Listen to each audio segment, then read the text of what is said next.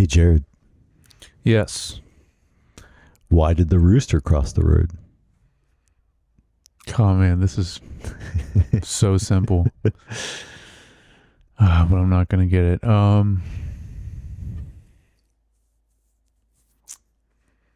That's good though. I didn't even think about it. Yeah, rooster. That's a great one for this movie. Yeah.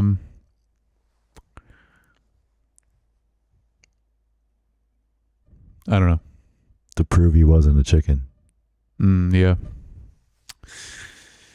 I should have known. Let's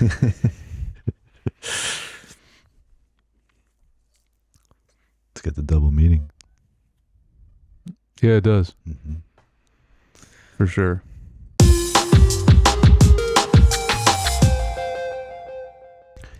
Hey, welcome back to Screen Time Film. I'm your host, Josh. But Amy, you were so ugly then. Yeah.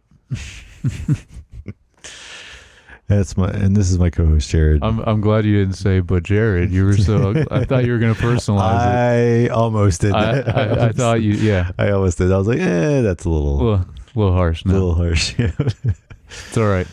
I would have understood. Yeah. Just remember, Josh, it's illegal, it's dangerous, and it's only going to get you into trouble. Yeah. You know how much I like to get into trouble.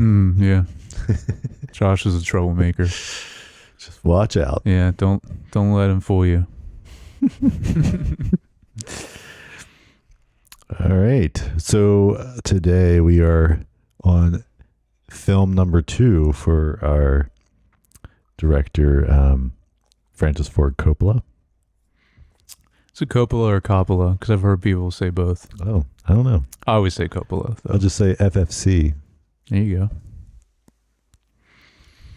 go. Yeah, so this was 1966. An hour and 36 minutes. The rating on IMDb says TVMA, which is weird. Was it a TV movie? It was not. Well, I looked it up and it did premiere in a movie theater. Okay. So then I'm like, okay, so it was in the movie theater. So I'm wondering if it was unrated then as well. But then at some point it actually was shown on TV, and that's why I had a TV rating. But that makes sense because our first movie was not rated. So This one probably, I guess, technically isn't either initially. Yeah, I don't know, but it was weird. So then it sent me down the path of looking up, was this a TV movie? Yeah, and then it wasn't. So I don't know. Well, it I was have the one. 60s, man. I know. Just be free. But anyway, the film is You're a Big Boy Now. Didn't say the title. Yes. So I skipped that bit. Our synopsis. Confused post-teenage virgin Bernard Chancelier? Did they ever say it? I was just thinking that. I don't know if they said the last name ever.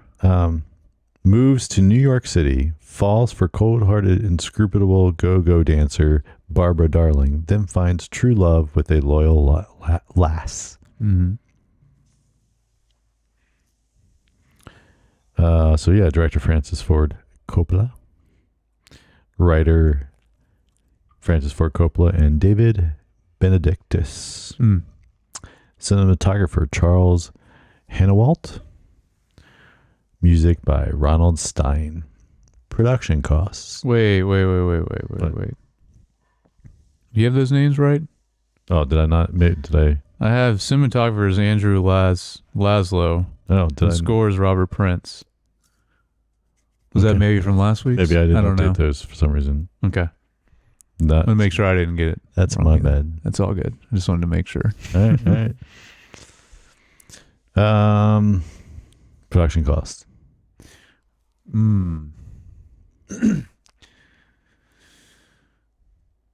Last movie, we couldn't find it, right? Didn't have it, yeah. Okay. I know I was talking about that, like, normal movies roughly were like 1.5 million around this time to 3 million, I want to say. I don't even think it was 1 million probably for this. Remember, this was 3 years later as well, because right. it was 63. Yeah. I'm gonna say 700,000. Oh, close. Yeah. 800,000. Okay. Though I guess 100,000 is a lot of money then. Yes. So I don't know if it was as close as it would seem like today. Yeah. That's like one VFX shot in a Marvel movie now. Is that cost? Right. Awards. So Geraldine Page, who plays the mom, Okay. was nominated for Best Supporting Actress for That's Academy Award. Yeah. Interesting that she was the one that got nominated. Yeah. I didn't recognize her. Maybe she was one of the bigger actresses in this movie at that time. I Possibly. don't know. None of these people look familiar to me. There's only one that I didn't even recognize, but until I looked at the cast. And yeah. Well, anyway, we can. Yeah. Well, We'll talk about that we're there. All right. Great segue. Wasn't even planned. Yep. All natural. So we got Elizabeth Hartman playing Barbara Darling, Mm-hmm. and then Geraldine Page, Peter Kastner, Rip Torn, Yeah, that's the one. the guy that plays the dad. Yeah. Yeah, he didn't look familiar to me. So you've seen him in No. I mean, people are probably gonna get mad at me because my reference to Rip Torn is, because I know he's done a lot of stuff, but my reference is to his role in the film Dodgeball, where he says the classic line, "If you can dodge a wrench, you can dodge a ball." That was that guy. Yeah. Wow. I mean, but that's what I picture him looking at. But this is him way younger, obviously. Yeah. So, yeah, I had no idea until I looked at the cast. Wow. Okay. So that's probably the only thing you've seen him in too, I imagine. Yeah, I've seen that, but I didn't. I guess I didn't look at it deep enough. Mm-hmm. And then we have Michael Dunn, Tony Bill, Julie Harris, Karen Black, Dolph Sweet, and Michael O'Sullivan. Karen Black, that sounds like a familiar name, but Also a very generic name. true. Could just be that. But yeah, I mean, I kind of skimmed them and looked at their other stuff a little bit and didn't recognize anything, but I guess I didn't dig deep enough in that one guy. But yeah. Well, I mean, like I said, I don't think and you probably haven't either, really seen any other things that he's in or he's been in.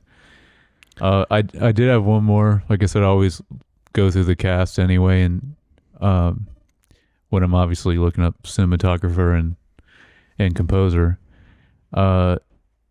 Roman Coppola is credited as Baby Boy in Carriage. So I'm assuming his son. Oh, right. I don't know. Because they said the trivia last week was talking about how he met his wife. That's right. Yeah. On the set of the film, the other film, the initial film, like the bigger film, that he was filming his film in between. Yeah. Yeah. So yeah, I'm assuming this was his first kid, I guess. Yeah. I don't know. 3 years later, why not? Yeah.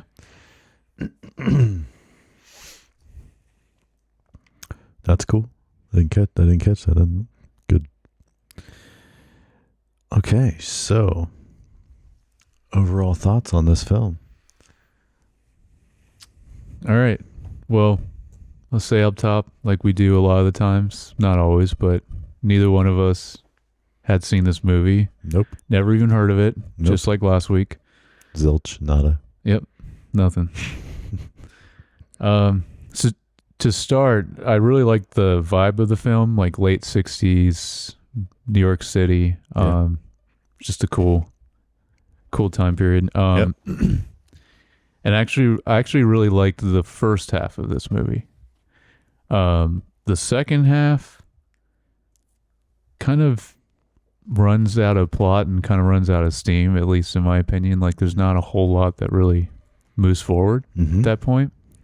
But that first half, I was pretty into though. I was like, this is cool. What about you? Yeah, about the same. I mean, so yes, the vibe is really, really cool, and the cinematography, things like that, like actually was interesting. Like there's some interesting stuff you can really see. He's when we get to that, I looked him up to see like he's done a few pretty big things. So yeah, or in the future, yeah. But and it was so I liked kind of what you were saying, like that first act, the setup. Yep. Like all the setup, which you're like, okay, this is interesting, yeah. But yeah, then it kind of just like you said, kind of really didn't feel like it went anywhere. And so then it was kind of fell flat for me. Mm-hmm. But which sucks because like I said, I think the first half, like if they would have kept that momentum going, like I would have liked this movie like a pretty decent amount actually. So yeah, I don't know. I mean, it's definitely either way like a jump up from last week, I would say, his first film. So yeah, oh yeah. I mean, not only is it, I mean, it's in color, but no, but like the acting, yeah, the acting. There's a lot of different ways. So like you said, cinematography, the directing, the cinematography, like yep, and like yes, maybe you're hiring people that are a little more skilled or talented, but at the same time, it's still all being overseen by him and given direction by him. So, I think it was him growing as well, for sure. All right. Get into specifics of things we liked or didn't like. Yeah, well, I wanted to go ahead and start with, I did see this, that this film was Coppola's master's thesis for film school. Oh. So I guess the first Dementia 13 was just something he did on the side while he graduated. Yeah, before he graduated, yeah. So that's interesting. So I mean, especially for in that aspect, when you think about it, it's a pretty good jump up from, like we said, what he did in the first movie. I got a decent amount of notes. Mm-hmm. What about you? What? Yeah, reasonable. Okay. Well, I mean, off the bat, the opening credits were kind of cool. Yeah, that was a highlight for me. I have it down in cinematography also, but I love the way the movie started. Thought it was awesome. Yeah, so yes, I have in cinematography the opening shot. Yep. Like the symmetry, the long dolly in, within the fast dolly out with the right, with the, out when she comes in. Yeah, lady, which at the moment you don't know her importance, but I mean, yeah, but the way she walks in and does it, you figure like, oh, she's gonna have some significance in this movie. Yeah. That was a highlight, honestly, of the whole movie. Was the opening? I thought it started really strong. Yeah.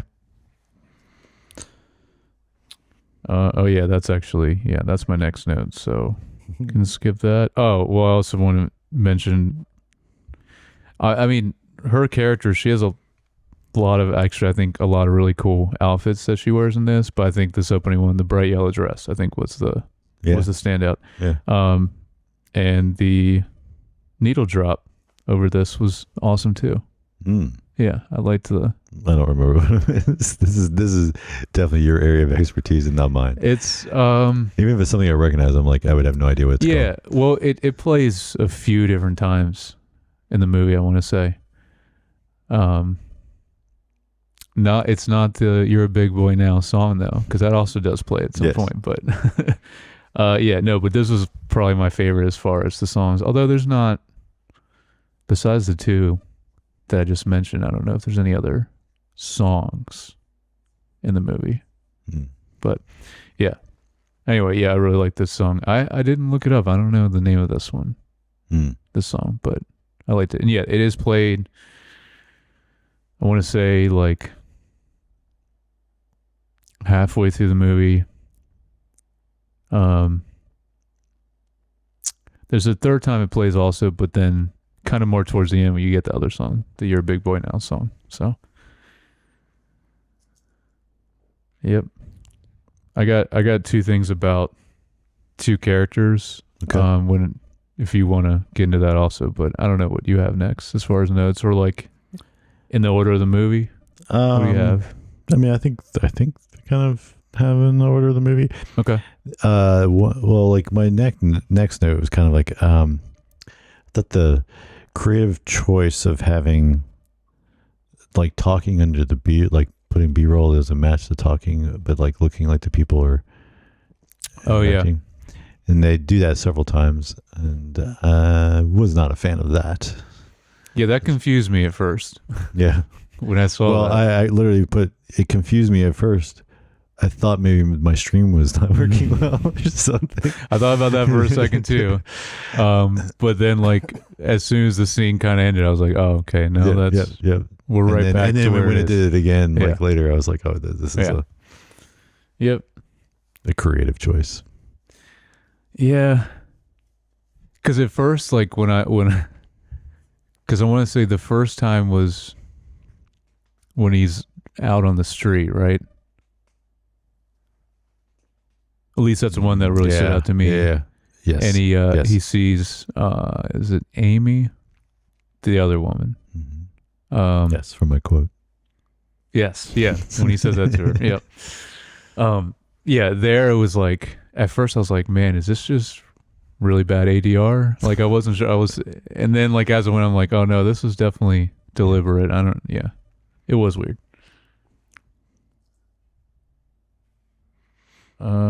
Let's see. I did have No, okay. Yeah, I was gonna say, Barbara, I was gonna mention I thought she was one of the better performances in this, but what I wanted to say is honestly the best, I think by far, was Rafe.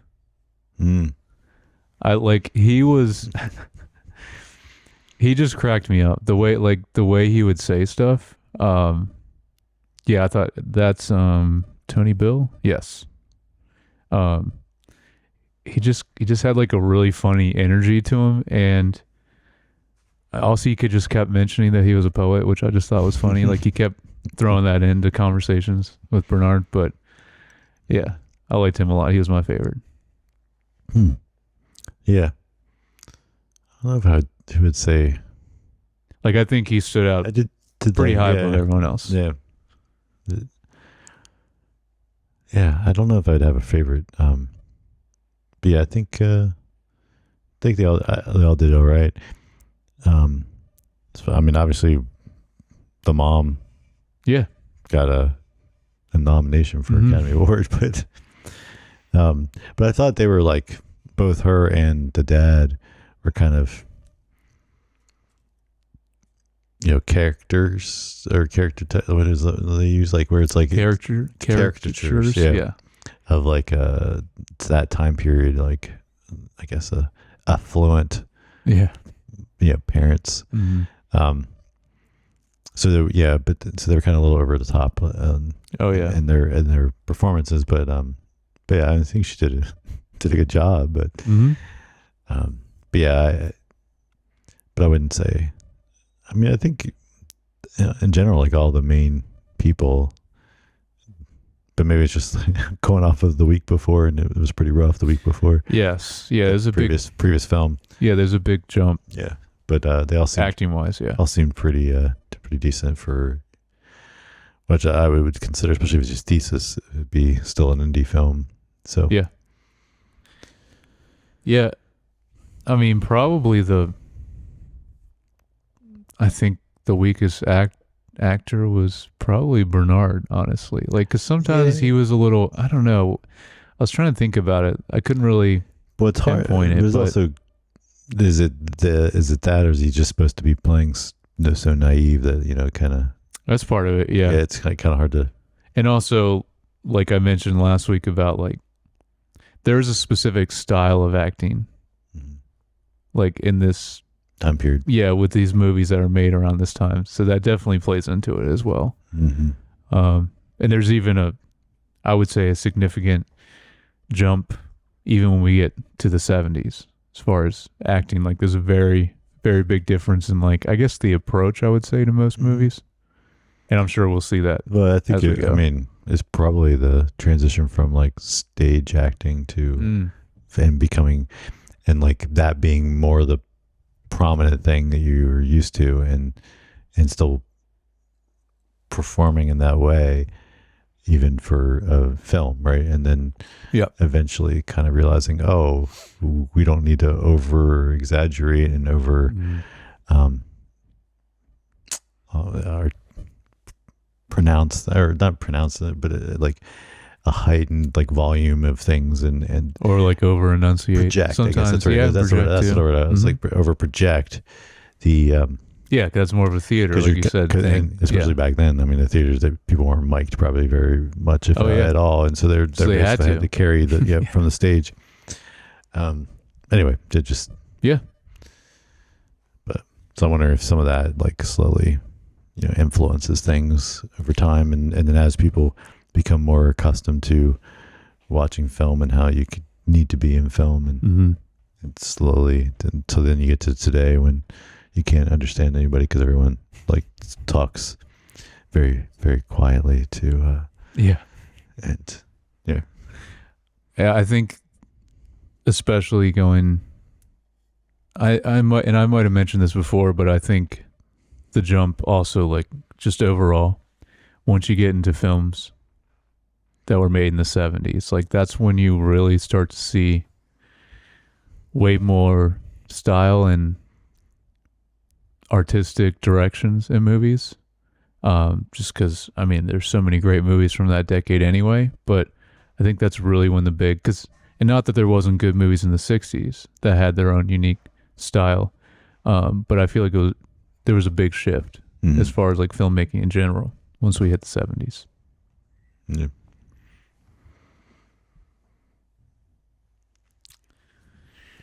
All right, I got a few more. What all do you have left? The next note, just like this, Dementia 13 was playing in the theater when they were at the theater. How did I miss this? It was on the screen. What? When they were at the movie theater, that's what they were watching. That's what they were watching? Yeah. Wow.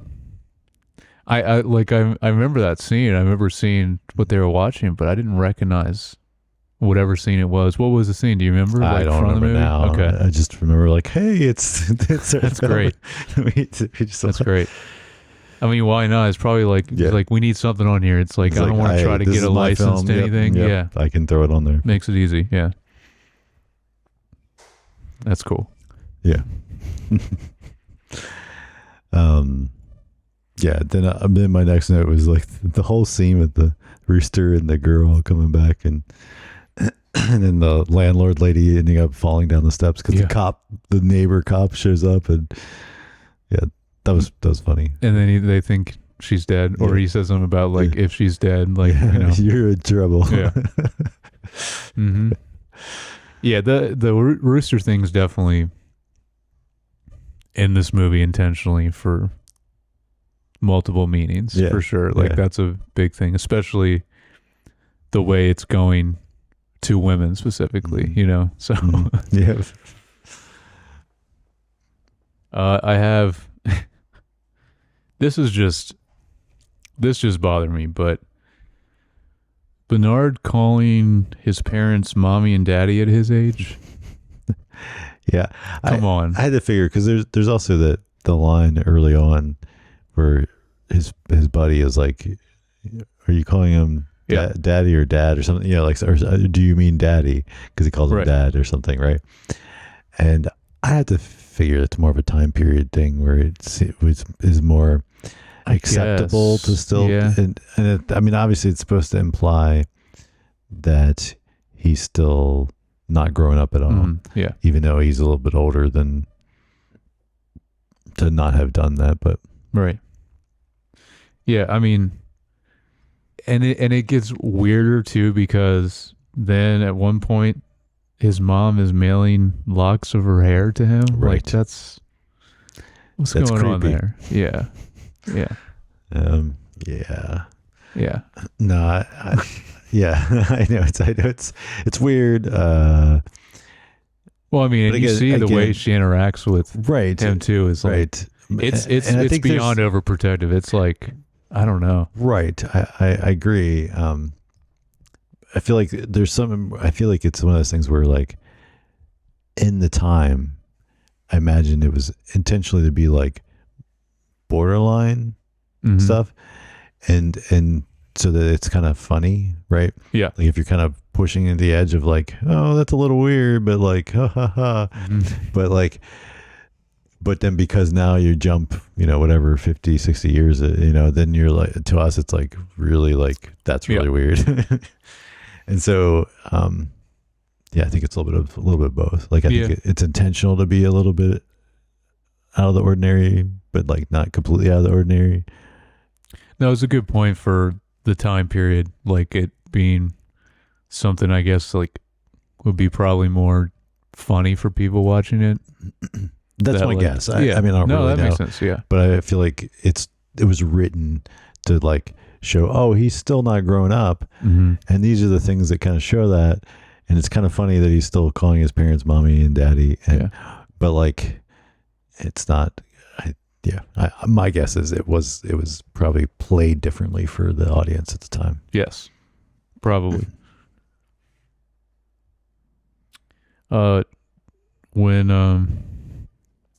this was just funny. It was a real quick scene, but when Bernard is first like walking on the streets at night, I want to say, and he wanders into I guess it's a kind of a sex shop, but like a Playboy, whatever shop. And then you just get a couple shots of just the cashier, and he's just like dead staring at him the whole time. And but then there's other people around that are just literally don't even notice him at all. But it was funny, the shots that they were showing to the cashier, and he was just like dead on him the whole time. Yeah, the guy's flipping through the pictures, and like everybody's like, whatever, no one cares that he's there.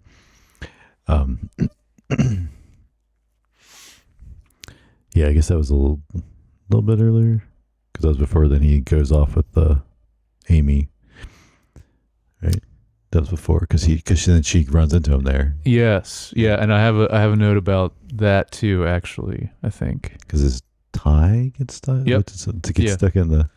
Yeah, and I put here, I didn't realize getting your tie stuck in a film reel was such a common occurrence, because we had that in a Coen Brothers movie as well. Oh, right. Well, it was a scarf, maybe. Yeah, it was Frances McDormand. What movie was it? It was, because she was the editor. She was cutting the film. What was it was that. Oh, it was the one that was like in the 50s. Yes. I have it. Hail Caesar. Yes, right? Yes. I think so. I because think you're right. I mean, that whole movie was about like, you know, making films or making pictures, as they would say then. Yeah, I think you're right. I think it was Hail Caesar. Yeah. Anyway, it just reminded me of that.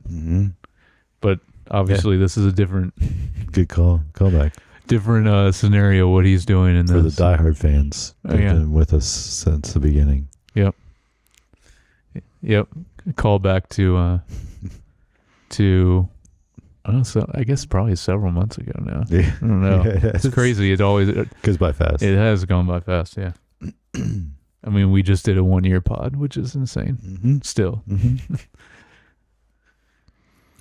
I just love the scene with the parents when dad's golfing in the rain in the like backyard and everyone with the umbrella and it's just the way the mom was like, do you hear what your son or whatever, like oh yeah, their whole interaction was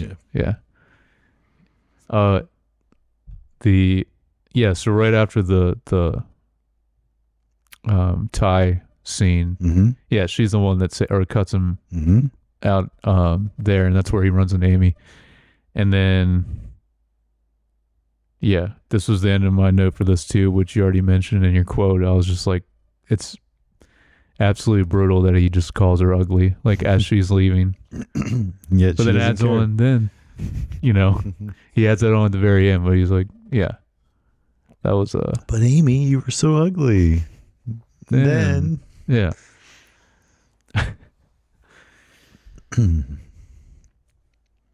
I have two more. What else you got? well, so I put so many music montages, Yes. which again another creative choice that I wasn't really a fan of. But I think it's I liked some of them, yeah. kind of like, but I feel like it was also a little popular then to do some of that kind of stuff. I think so, yeah. Yeah. I think probably actually the most in this decade, because I wouldn't say even that much in like 50s movies or before that. So yeah, maybe more in 60s, because then like I said, then going into 70s and onward, like it's kind of more I would say also in general, like films got way darker in the 70s, which also makes sense to like, it's kind of has to do with what all's going on in the world too. Yep. You know, that definitely was a big shift of that. Then that plays into like what kind of movies that Hollywood's making. But yeah, 60s, yeah, probably is the decade where a lot of music montages. And it's still very, very happy and like kind of more lighthearted. A lot of it was then.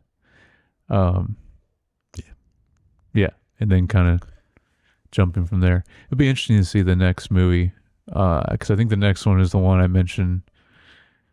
I think it's rated G, and it's a musical. His next movie, Finian. What is it? Finian's name, something like that. Yeah. So that'll be interesting too. I don't know what year it came out. I'm not looking forward to that one. You're not a musical guy. No, I'm not.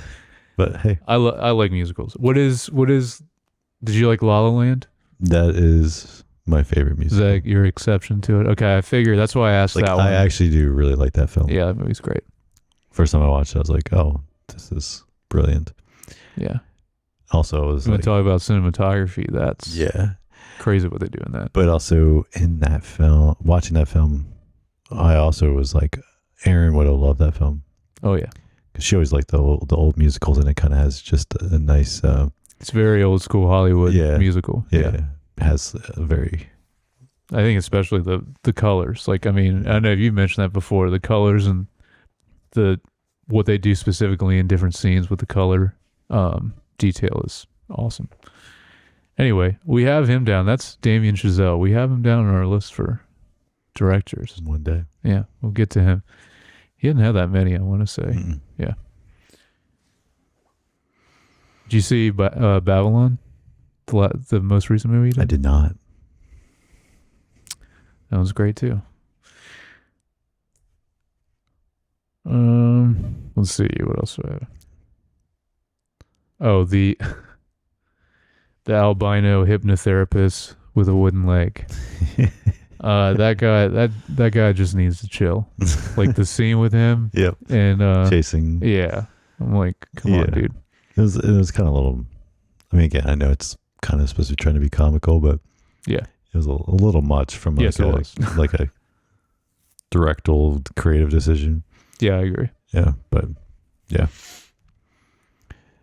What's funny is I thought he would be in it more. Like, it's really just that scene. I mean, like, you get him sleeping in bed, but she just steals his leg, and then the rest of the movie, it's only his leg that's really any association with him at all, his wooden leg. But yeah, which I don't really know why that was such a big plot point in this. Because it was at the end too, even like a very prominent thing at the end, which I didn't really get that. But yeah. The only other note I have here is I just put yum soft pretzels. Oh yeah, those looked great. Yeah. Yeah. It was. Yeah, I thought that was good, like that whole scene and kind of ending on that. Yeah. But like right before that, I think was like some of the worst part of the movie where they're like chasing. Mm-hmm. like that. I was like, Yeah. I don't know. So, but at least they ended it. I thought it was pretty cool on the with all the pretzels and everything. That was cool. Yeah, and then so you have anything else on this? Yeah, I just have one Oh, okay. final thing. This is one of my favorite scenes, I would say, is when Bernard is getting a glass of milk and then it won't shut off. And then eventually it's so many glasses. Right. And I love it because Amy's having a very serious conversation with him and she literally is not acknowledging what's going on at all. I thought that was probably another one of the highlights. Tunnel vision on like what she needs to say. Yeah. Yeah, that was a good scene. That was a good scene. Yeah. Cool. Well, cinematography. Mm-hmm. You said you had some notes. I obviously did not look the guy up because I even had the wrong person on the It's all good. But I did want to say, besides like that opening, one of the things I thought was really cool was just some of like the city shots, specifically when he was skating through the city on the roller skates was like some really cool camera work. Yeah, especially for the time. Like so watching some of the stuff, even that opening shot with the dolly in and like, man, sorry, the like just knowing how much more challenging that would be with a large film camera to do some of these things than like nowadays we would be able to do much simpler because of even dollies that we have that are smaller and lighter because the cameras are smaller and lighter, or just using a gimbal and making it feel like it's a dolly. That we're able to have more freedom of how we do those things because it's not as challenging. But like some of that stuff, and again in some of the like stuff when he was skating through the city, those would be difficult to do, and for sure. Yeah, so it's just impressive. Yeah, I noticed in the because my main cinematography note is obviously the opening scene. I noticed on that opening scene where it's going forward the whole way to the door, like I could tell it was kind of like the way it was moving. Like I could tell it was like a really big dolly or something that it was a. Because you could see kind of the way that it was kind of wobbling. Like there was a little bit of wobble, like because it was rolling on the floor. It wasn't actually on a track. Yeah. And like you said, because cameras were massive then, right? Door dolly, is that what they're called?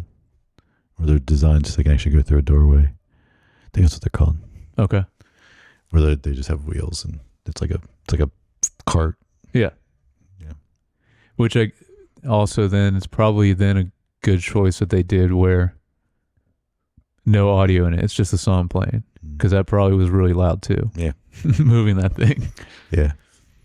So, so this guy, Andrew Laszlo,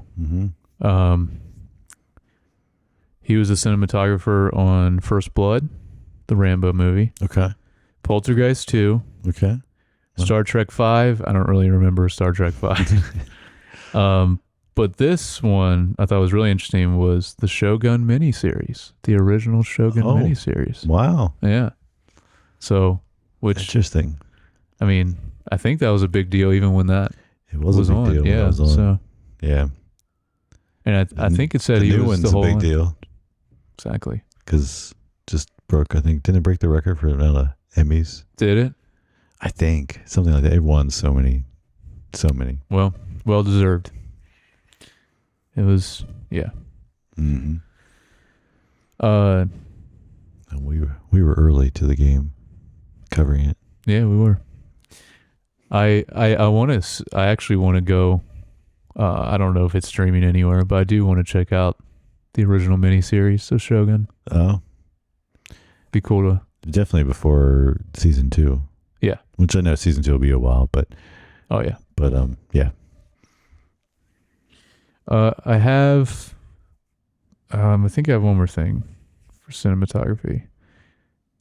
There was. Yeah, this is kind of probably towards the beginning. Also, there was a shot of the New York City streets at night, and the colors were. It was kind of more like the street or the where everyone was driving. It was a shot at night, and there was a lot of colors, and they were like really vibrant. It really stood out specifically in that shot. Mm-hmm. So I really liked that. And then, there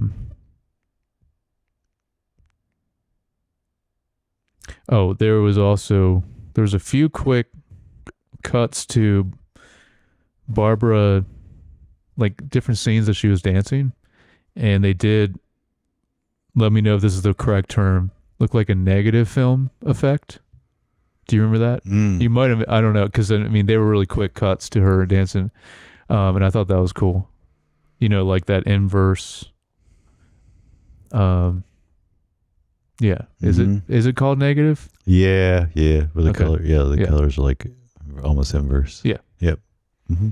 I think I remember. I think I remember what you're talking about. Yeah, it was very short, but that was cool.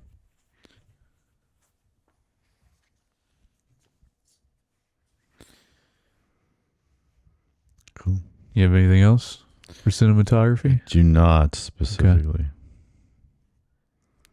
By the way, I also wanted to mention, because I don't think we have in a while, for people that don't know, Josh usually goes into cinematography a lot because he is a cinematographer and a director for his job. So, and I go into score normally more because I do composing. So that's kind of why we focus on those areas. Break down those areas. Yeah. But then sometimes the thing I struggle with, and that's on a lot of these films, is if it's something I've not seen before, it's like balancing, allowing my mind to wander and critique the technical and all those kind of things in the film. But then I know if I do that, it's going to take away from me just absorbing the film as like the story and just letting it wash over you. Yeah. And it's like, and I don't want to not give it the justice it deserves to do that the first time watching. So then it's kind of hard for me to then have like a bunch of more specific notes on the other things. So I almost have to watch it twice, which you're probably like, hey, you have a podcast, dude, watch it twice. Yes, maybe I should, but you don't have takes more time.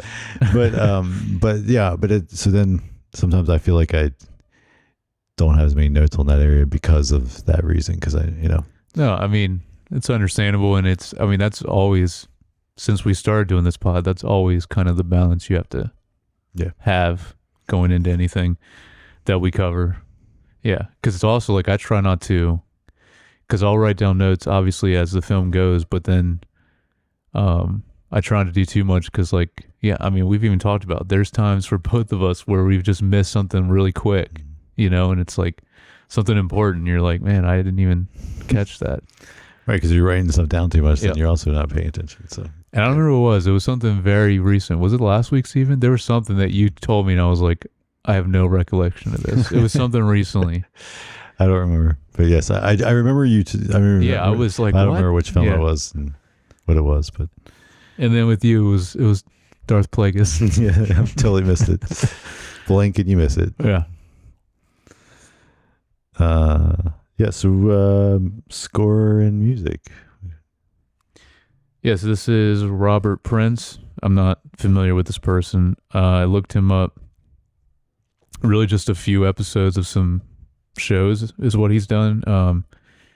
Mission Impossible, Columbo, and Wonder Woman. Those are three standouts that I saw. So like shows from, I guess most shows are more like 70s. Yeah, it would have been after this. Yeah, I imagine. Yeah.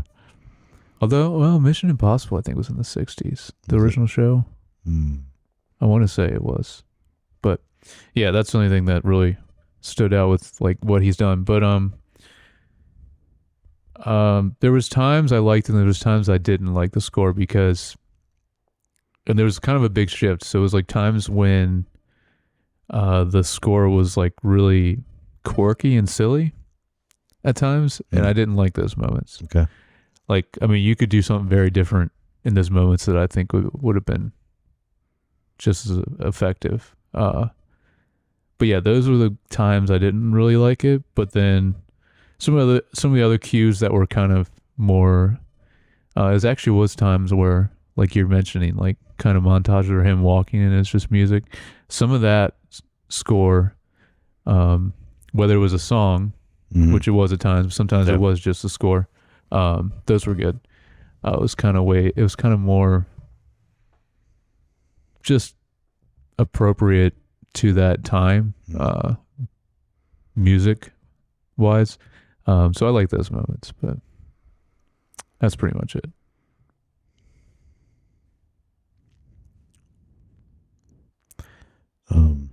Yeah, I just remember there was an excessive amount of music montages. Yes. Yeah, there was.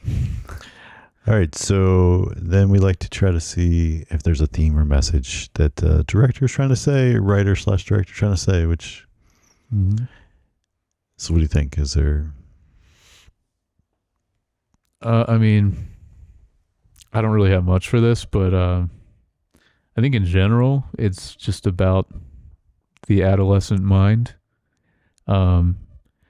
Also, maybe pick the good woman and not just the one that you're obsessed with at that time. It's like, because it's funny how like Amy's like always there the whole time, and it's just like, but again, also to a guy at his age, it's like, yeah, you're only focused on the physical. So yeah, I was gonna even though it's like Amy's not ugly, like it's like like she's pretty, like it's like you used to be so ugly. Yeah, exactly. Yeah, it's like I feel like they really downplay her. Yeah. But. No, I was gonna say I think the other thought I had was in the kind of like how the world can seem so simple when you have the more naive adolescent mind, right? Yeah. I think it kind of is also kind of showing that and trying to present that, like, which is I think sometimes the things that when you get older and why maybe people are so obsessed with like trying to seem young is it also like, there's also a certain like simple freedom in that. I think maybe that's kind of what this is even trying to portray. Yeah, definitely. That makes sense. Yeah, it does. And it's kind of, I mean, you at that age as a guy, it's like where you say where it seems way more simpler because you really are just like on a one-track mind like he is in this movie. So, Yeah, I guess that's true. Yeah. It's been a while since I was that age. Yeah. It's been a while since a few years. I'm that way. I've been that age also. Yeah. All right. So we can do a little trivia. So although Francis Ford Coppola had quit film school some years earlier, this film was acceptable for his thesis at UCLA Film School in 1966, earning him a Master's of Fine Arts degree. Okay. So I guess he wasn't actually in school anymore. Huh. Yeah.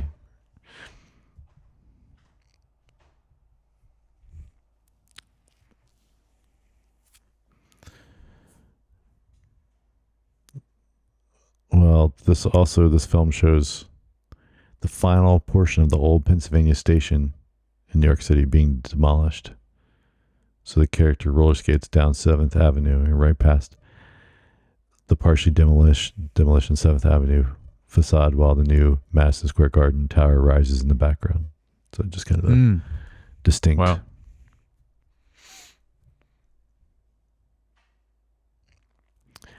And then, I guess it wasn't. I wrote that down wrong. So this is the nightclub has scenes from Dementia 13. The nightclub? The nightclub is what they wrote down as, not the movie theater. The nightclub projected onto the wall. So that's what I saw. Oh, okay. Well, I didn't catch that either. I knew. Yeah. Huh. Okay. Oh. So Rip Torn and Geraldine Page are real life husband and wife. Like when they were making this movie, they were? Yeah. Nice. This is the only film they played a married couple. But they were in some other films together.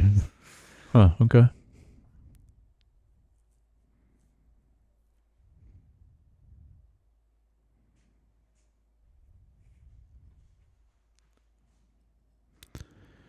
So,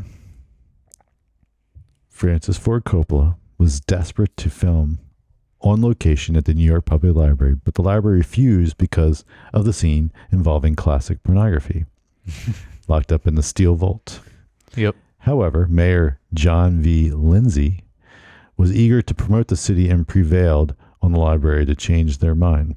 This is why Lindsay gets a special thanks credit. The vault scene was eventually filmed on a soundstage. Okay. Yeah, we didn't even mention that woman. No. That's in there with the dad in that scene. Yeah. Where because she's this I was confused by that. Was she cuz she was always there like when Bernard would get back to like I guess it wasn't really a dorm, but it was just like I don't know, wherever he was staying. She would be there. So I couldn't figure out like her relation to like anything in this movie, honestly. Yeah, I don't know. Yeah, her character was confusing to me. Mm-hmm.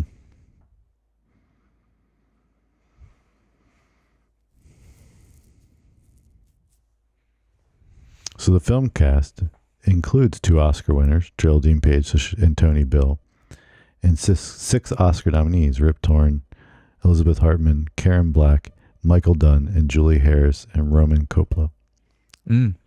So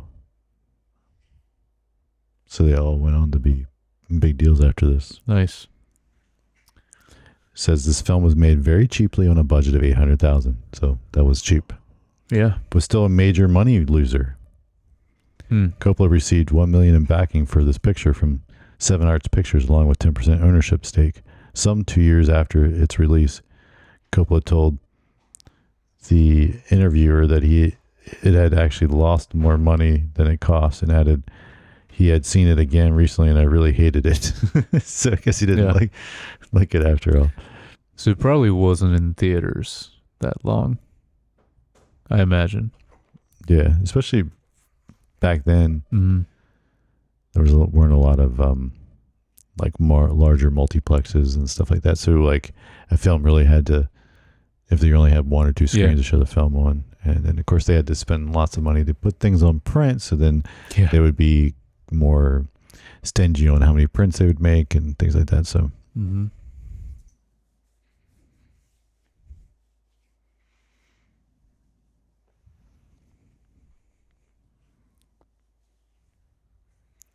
I mean, this is even more trivia than I thought there would be for some of his first couple movies. So this is one of the first American films to show frontal nudity. Okay. It was influential in creating the MPAA rating system, which went into effect the following year. So this is why it doesn't That's have why actually. It's not yeah. Okay. So then you said this was 66? Mm-hmm. So 67, then they figured out the rating system The MPAA, for movies. Yeah. And then in the 80s, PG-13 got added. Yes.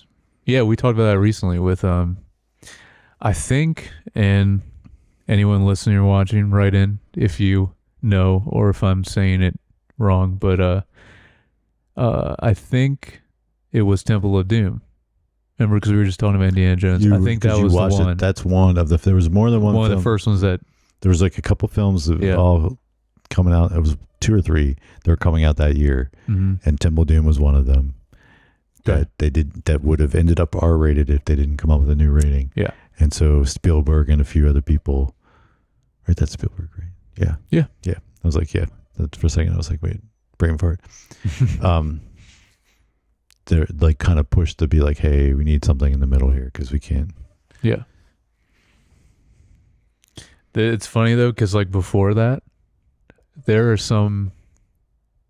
I always think of like older James Bond movies that, I mean, they're all just PG, but it's like, this is not PG. Yeah. You know, like a lot of those should have been PG-13 if they had the rating then. But, 100%. So this is why this was originally a novel.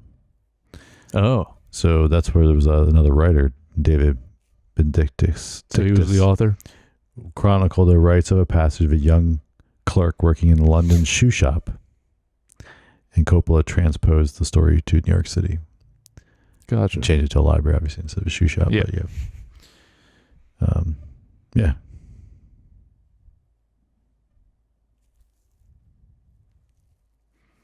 Cool.